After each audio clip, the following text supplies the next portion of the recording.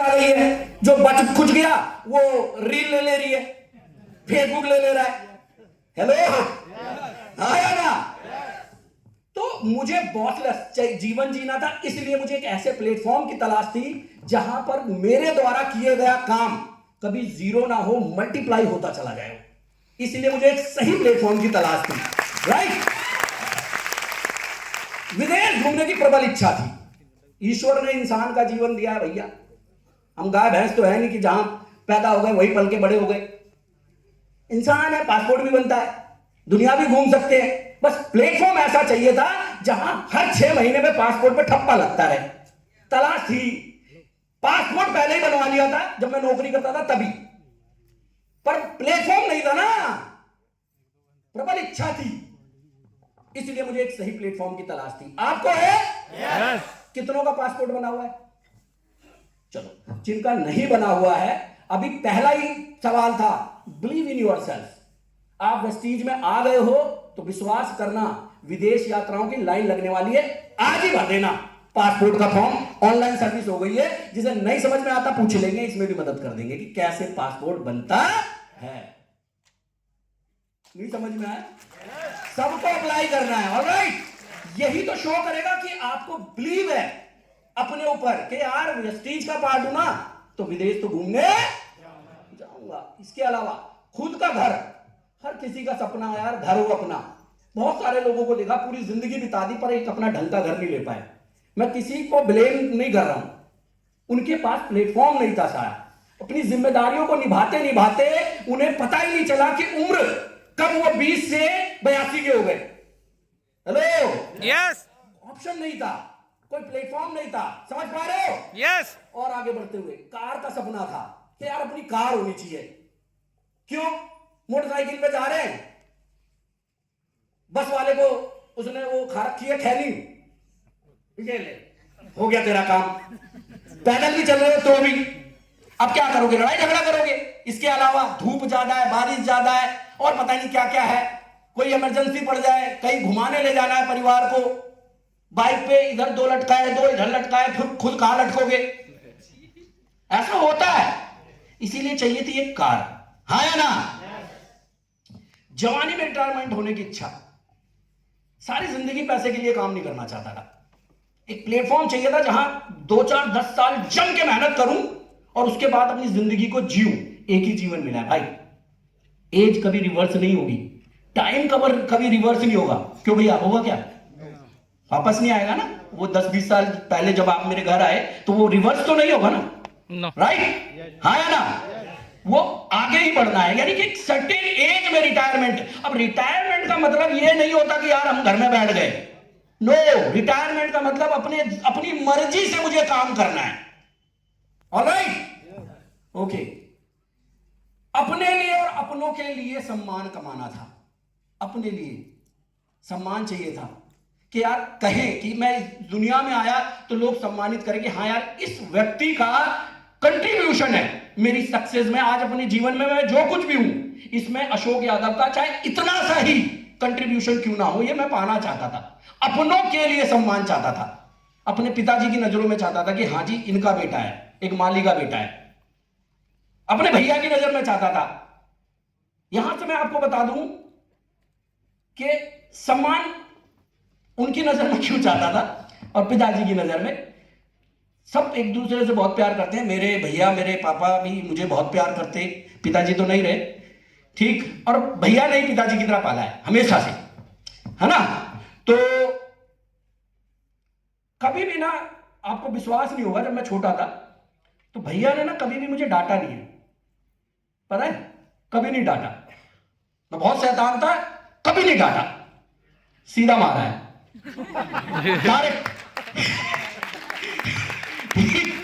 कभी नहीं डांटा, सीधा पीट दिया है।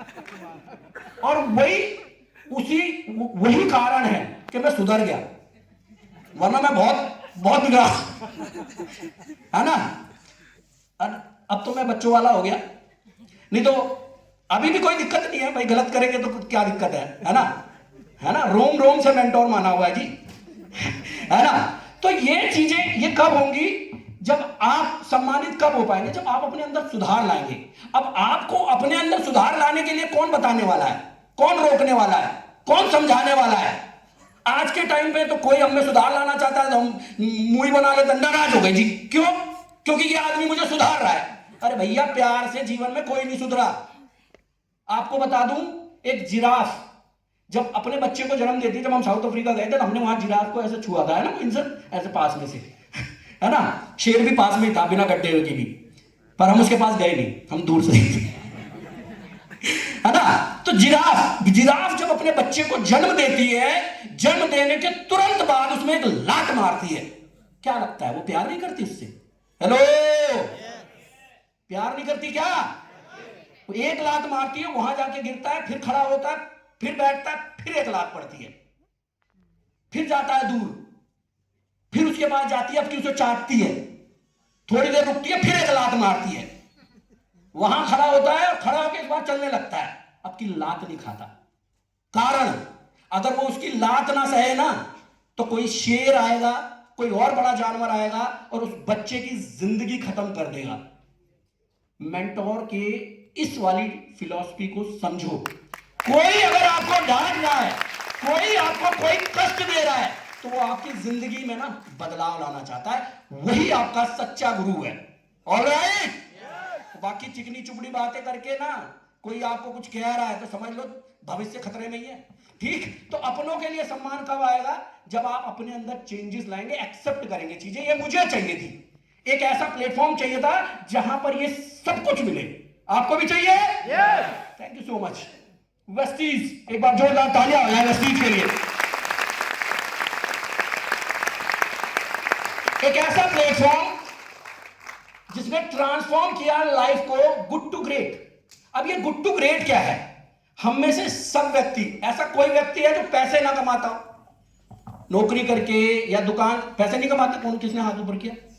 पैसे नहीं कमाते, कुछ भी नहीं करते, कहीं से भी नहीं आते। चलो अभी स्टूडेंट हो, अभी चलो घर में कोई कमाता होगा, कहने का मतलब मेरा ये है, ठीक है। नहीं कमाते तो अब कमाना शुरू कर देना है, आज ज्वाइन कर लेना वेस्टी।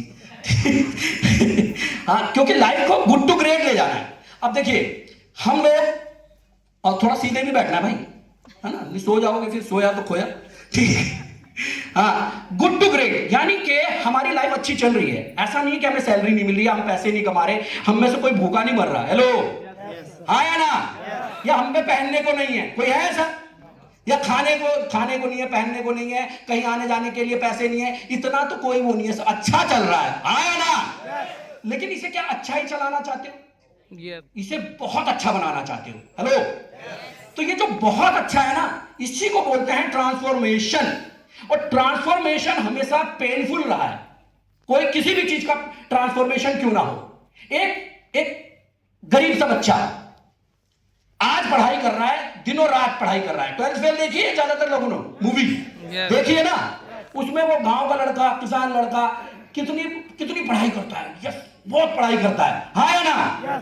क्योंकि उसे गुड टू ग्रेट जाना था, दिन रात एक कर दिए उसने, भयंकर ट्रांसफॉर्मेशन लाया अपने के अंदर। और जब वो ट्रांसफॉर्मेशन का रिजल्ट आया, वो बना आईपीएस ऑफिसर बना, हाँ या ना?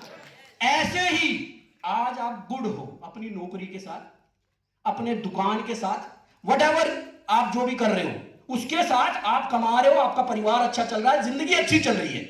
लेकिन वेस्टीज का दामन आपने थाम लिया है, ऑलरेडी थाम चुके हो, लेकिन अब ग्रेड की तरफ कैसे जाना है? ट्रांसफॉर्मेशन, जो भी आप चीजें सीखते हो, सबसे पहले कंपनी के बारे में, प्रोडक्ट के बारे में, मार्केटिंग प्लान के बारे में, और गुड टू ग्रेट आपको होना है, तो चेंजेस किसमें लाने पड़ेंगे?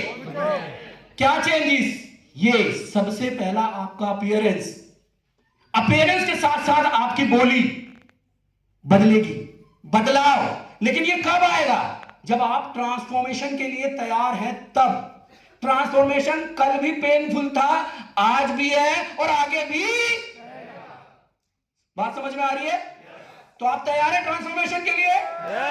तो 2 बार ताली बजाओ, और जितने भी साथी लेटे हुए हैं सीधे बैठ जाओ। ट्रांसफॉर्मेशन पेनफुल है ना, तो पेन लो। यस बोलने से थोड़ी ना होगा, सीधा बैठने से होगा। ठीक, राइट है? आगे बढ़ते हुए, ऑलराइट, अब थोड़ी जान पहचान हो जाए। बातें बहुत हो गई, मैंने पहले बोला था मैं बतौला बहुत हूं, है ना, थोड़ा बहुत सहना पड़ेगा आपको। तैयार है? हाँ, सह लो, आपके लिए अच्छा है ना। क्यों अच्छा है? क्योंकि हम बाहर तो जा नहीं सकते, तो सह ही लो, ढंग से सुन ही लो, है ना। उस पैसे का और उस समय का पूरी तरीके से वसूल कर लो। चलिए, जान पहचान हो जाए दोस्तों। मेरा नाम अशोक यादव है और ये अशोक यादव नाम शुरू से ही रहा है ना। लेकिन इस नाम का कोई सम्मान नहीं थी, कोई पहचान नहीं थी। क्यों क्यों नहीं थी पहचान, आगे तो समझेंगे। मैंने करी हुई है एमबीए, पढ़ाई लिखाई ठीक ठाक है। ये मैंने अपनी नौकरी के साथ साथ ही करी। मैं गांव में पैदा हुआ, लेकिन जो मेरी पढ़ाई लिखाई है वो त्रिलोकपुरी, यहीं पे एक बहुत अच्छी जगह है, क्योंकि मैं वहां पैदा हुआ, मैं वहां पला बड़ा, तो इसलिए वो बहुत अच्छी जगह है। बाकी के लोगों की नजरों में वो जो कुछ भी हो, पर मेरे लिए बहुत अच्छी जगह है। आज भी मैं वहां से निकलता हूं अपनी गाड़ी से, तो मैं अपनी गली के सामने 1 या 2 मिनट जरूर खड़ा होता हूं, उसे निहारता हूं उस जगह को। क्योंकि अगर मैं वहां पैदा ना हुआ होता ना भाई, वहां पला बड़ा ना होता, तो शायद आज आप मेरी कहानी यहां बैठ के ना सुन रहे होते।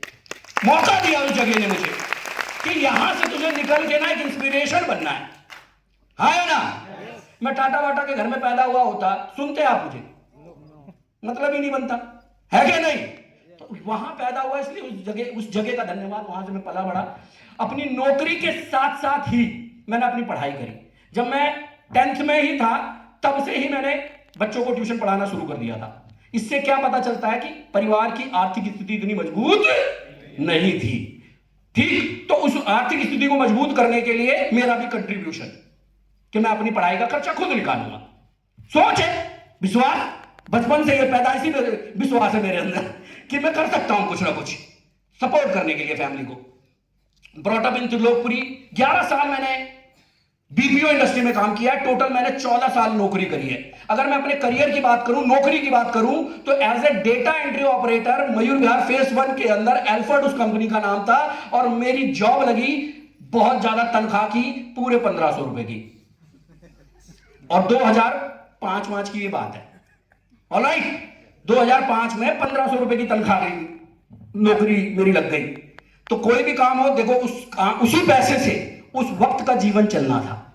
वो बहुत अच्छे थे वो 1500 रुपए, वाकई में ही वो 1500 रुपए ना जब पहली बार हाथ में आए थे ना, तो लगा कि यार हाँ, हमने कुछ कमाया है यार, बड़ा मजा आया। वो पूरे के पूरे 1500 अम्मा को दे दिए, मम्मी को दे दिए, मतलब पूरे के पूरे, हाँ है ना, पहली कमाई थी। ऑलराइट, तो वहां से फिर सफर शुरू हुआ, और मैंने फिर, सबको आगे बढ़ना होता है जीवन में, मैं भी आगे बढ़ना चाहता था। तो वहां से पता चला कि भाई अगर आपकी नौकरी कॉल सेंटर में लग गई, नीरज जी, किसमें, कॉल सेंटर में नौकरी लग गई, तो तनख्वाह जो है साहब वो हो जाएगी लगभग 10,000 रुपए। अब इस चीज का मेरे ऊपर एक कंपटीशन सा आ गया था। 12वीं में जब मैं पास हुआ था, तो मेरी गली में ही एक लड़की थी, वो भी पास हुई थी, पर मेरे नंबर ज्यादा थे, मतलब पढ़ने लिखने में मैं ठीक ठाक था, तो मैं ज्यादा नंबर से पास हुआ था। ठीक, और अब नंबर मेरे ज्यादा साहब, और नौकरी उसकी लग गई 7,000 की। बताओ कितनी नाइंसाफी हुई मेरे साथ, हाँ है ना। हेलो, हुई कि नहीं हुई? उससे मेरे से कम उस पर जाना था। और जैसे ही मुझे पता चला कि कॉल सेंटर की नौकरी लगते ही, एक कंपनी है EXL, उसमें मेरे साथी बैठे हुए हैं यहाँ पे आज भी, EXL वाले, ठीक, तो उसमें अगर नौकरी लग गई तो तनख्वाह 9,000। सीधा मेरे दिमाग में आया, अच्छा उससे ज्यादा, अब तो इसी में नौकरी लगेगी भाई। अब हम गए इंटरव्यू देने के लिए। अब जो मेरी डेटा एंट्री वाली नौकरी थी, उसमें ज्यादा कुछ खास था नहीं, उसमें तो भाई गए और टाइपिंग कर दिया, तो जैसे मर्जी पहन के चले जाओ, चप्पलों में भी चले जाओ, डेटा एंट्री करनी थी, कोई दिक्कत नहीं थी। लेकिन ये वाली जो बिल्डिंग थी भाई, इसमें शीशे की बिल्डिंग थी, बड़ा सुना हुआ था उसके बारे में। भाई जो कंपनी 9,000 देगी तो ऐसी ही थोड़ी ना होगी कंपनी की। हम तो वैसे भी जितने भी ये पुनर्निवास कॉलोनी में रहते हैं ना, शीशे की बिल्डिंग देख के ही आधा कॉन्फिडेंस तो उनका वही ढेर हो जाता है। इसमें नौकरी, इसके लिए तो मैं पैदा ही नहीं हुआ, मैं अंदर ही नहीं घुसूंगा उसमें, गार्ड देख के ही। और ये था हमारे साथ। मैंने कहा इंटरव्यू देने जाऊंगा। अब इंटरव्यू देने गया तो ऐसे ही टाई टुई में भाई 2-4 साहब लोग, oh what is this, yo this that. अरे भैया, मैंने कहा ले हो लिया मेरा इंटरव्यू। फिर अब वो वहां पे पहुंचे तो गार्ड ने तो हिंदी में बात करी, हिंदी में। अंदर घुसते ही वो madam, where are you want to go, नौकरी इंटरव्यू, ठीक है जी बैठो। वहीं बिठाए रखा, मैडम को पता चला ये यही नहीं बता पा रहा, इसे जाना कहां है। शाम को बोला we will call you back later. Call you back later, इतना समझ में आया, ये कह रही है बाद में फोन करेगी। इतना समझ में आ गया, इतना तो समझ ही सकते हैं, है ना। अब होता क्या है, जितने भी हम मिडिल क्लास लोग होते हैं, खासकर लोअर मिडिल क्लास, हमें ना सबसे ज्यादा जरूरत होती है सहानुभूति की। कोई हम पे दया करे और हमें सब कुछ निछावर कर दे हमारे ऊपर। मेरे को लगा इसने ना मेरा गरीब सा हुलिया देख के और मेरा गरीब सा चेहरा देख करके मैडम ना बाद में फोन करेगी, अकेले में नौकरी देगी मुझे, ये देगी नौकरी। We will call you back later, बाद में फोन करेगी और मुझे नौकरी दे देगी, क्योंकि मैं बहुत बेचारा टाइप का हूं, है कि नहीं। गरीब जगह से आया हूं, गरीब घर में हूं। समय बीता यार, मैडम का कॉल ही नहीं आया। फिर मैंने कोई बात नहीं, अब की दोबारा जाएंगे।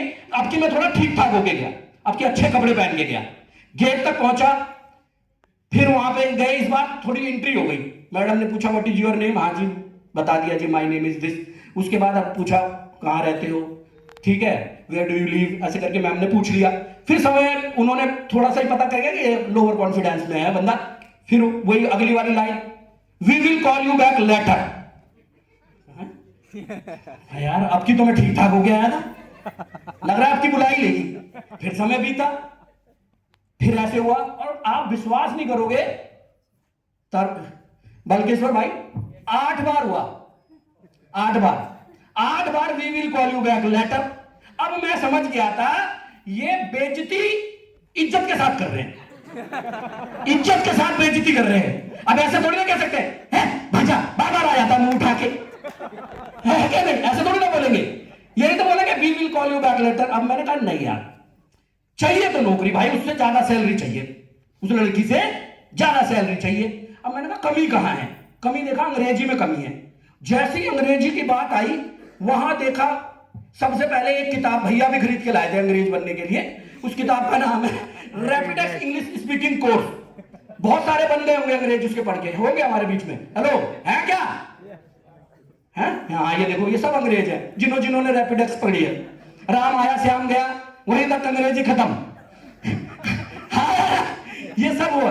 अब एक तो रैपिडेक्स से अंग्रेजी, अब उससे कुछ होना नहीं था, उस पर लिखा रहता था 45 दिन में, पता नहीं 60 दिन में अंग्रेजी बोले। 60 साल में भी नहीं बोल पाया बंदा उसे पढ़ के। 45 दिन छोड़ो। अब अच्छा, इसके बाद जब आपको ना किसी चीज की चाह बड़ी ज्यादा होती है ना, कि ये चाहिए ये चाहिए ये चाहिए, तो ना आपकी नजरों के सामने आने लगता है। कभी आपने नोटिस किया ये कि कोई चीज आपको चाहिए तो आपकी आंखों के सामने आएगा। मेरी आंखों के सामने आया, 45 दिन में फर्राटेदार अंग्रेजी बोले, मिल गया भाई रास्ता। भाई साहब वो ट्यूशन 45 दिन में अंग्रेज बनने निकल गया मोहिंसार में।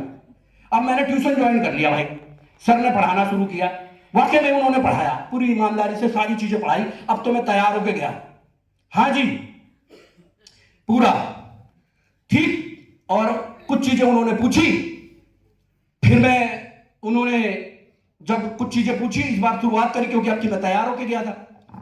और तैयारी कैसे थी, तैयारी कुछ इस प्रकार थी। सर ने बोला तू 7-8 बार होके आया है तो तुझे पता होगा क्या क्या सवाल पूछते हैं। तो मैंने कहा हाँ सर पता है। उन्होंने बोला इसको ऐसे रट ले, इसको ऐसे रट लो, इसको ऐसे रट लो। और जितने भी हम सरकारी स्कूल में पढ़े हुए बच्चे होते हैं ना, हम तो गणित का सवाल रट ले, ये तो अंग्रेजी थी, है क्या नहीं, हमें सब रट लिया हमने। हाँ रट लिया, रटने में तो मैं वैसे ही बहुत आगे था, पढ़ने में भी तेज था लेकिन रटने में कुछ ज्यादा आगे था, और रट लिया मैंने जो जो सर ने बोला, फुल कॉन्फिडेंस। आज पूछ के